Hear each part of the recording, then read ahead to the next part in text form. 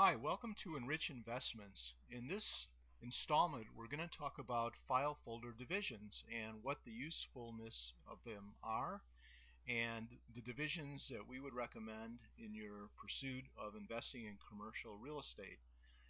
These file folder divisions are specifically aimed at apartment investing, but it's possible they could be used for other types of rental property investing.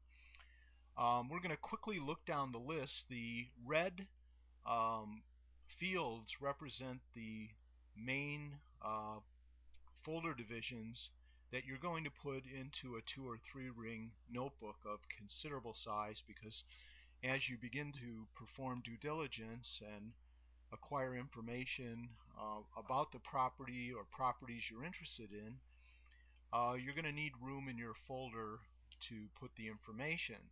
So get a decent size folder.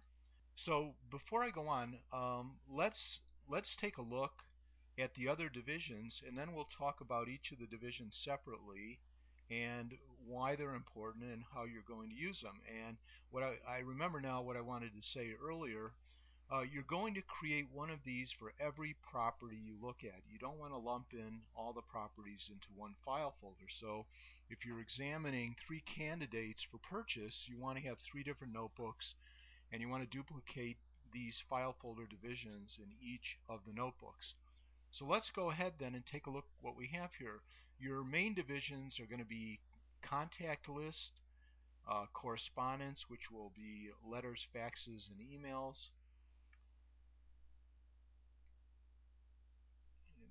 You're going to have contracts that may be legal documents that will be transmitted back and forth between you and the seller. There'll be inspections, due diligence,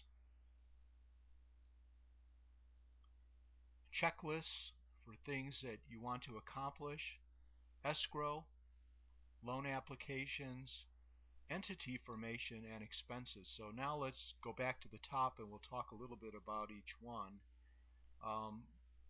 The blue fields are going to be secondary folder divisions under the main folder division contact list, for instance.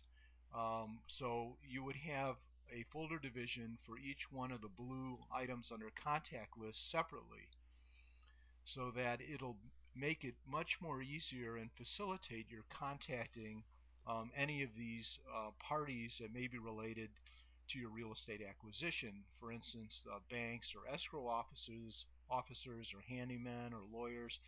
All of these types of parties may be contacts as you begin to work through a particular commercial real estate purchase.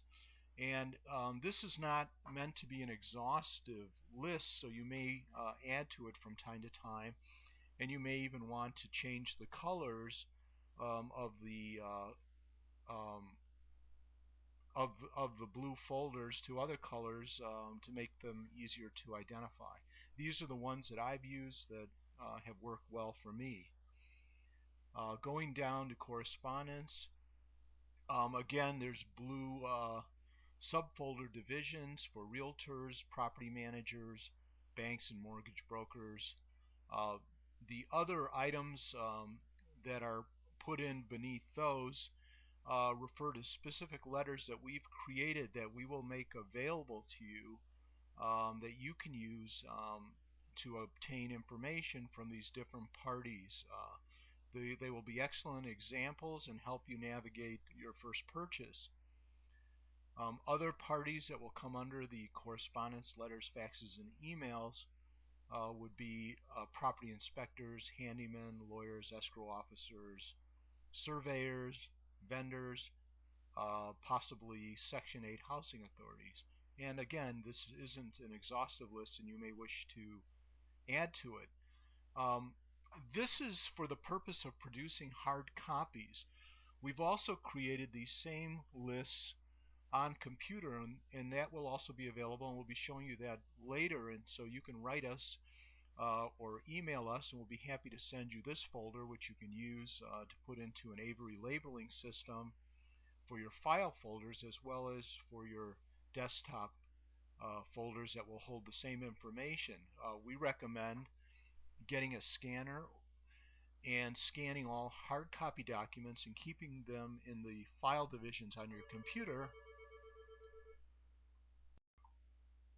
So what you want to do then is each piece of information comes in, whether it's a letter or a fax or an email, you want to put it in the folder under these divisions so you can find them quickly and easily, and you'll have hopefully these in hard copy as well as in a similar division on your computer drive. And the reason I recommend the computer drive is that probably a lot of times you might be refaxing or sending these things out, or you want to check things quickly and you don't want to jump up from your desk to look for the file folder. It becomes easier just to look at it on your computer, and you'll be able to find it quickly, and you'll have a good record of when it was created and so forth. Okay. Contracts. During the course of finding properties and then deciding to make offers on them and moving the ball forward toward an acquisition of a property, you're going to probably be making different offers and counter offers until you reach a final agreement.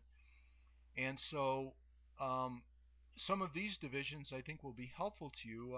Probably you're going to start with a letter of intent, which gives some basic parameters concerning what you're willing to pay, the terms you're looking for, and so forth. The whole idea is to start the ball rolling on getting information on the property and whether some of the larger terms can be agreed to, such as price, down payments, and so forth. And then that would later be put into a purchase offer, and usually you could expect a counter offer, and you might even make a counter to their counter offer. So that can go on several times.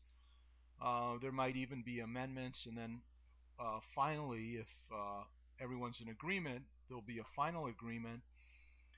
And possibly even after that, it may be that you may incorporate later, or you may bring in another investor, or you may decide to flip the property. Whatever the case may be, you may end up assigning it to another person. So these are divisions that'll be useful for you as you go through this transaction. One of the more important divisions is the inspection division. You're going to want to have subcategory tabs for property inspection. During the course of examining the property, you're probably going to hire a professional to go through the property and tell you what all the weaknesses are and how much things will be to repair them. In addition, you're going to want to make your own inspection to be satisfied it's a type of property that you'd like to own, and just to get an idea all about it. I've always found that extremely helpful to see the properties that I am interested in. And you don't need to do that immediately, because on the internet there'll be lots of technology where you can actually look at a property from your own computer screen. But you're going to have to go to the neighborhood, you're going to have to look around and see what's going on compared to other properties. So property inspections will be important, and your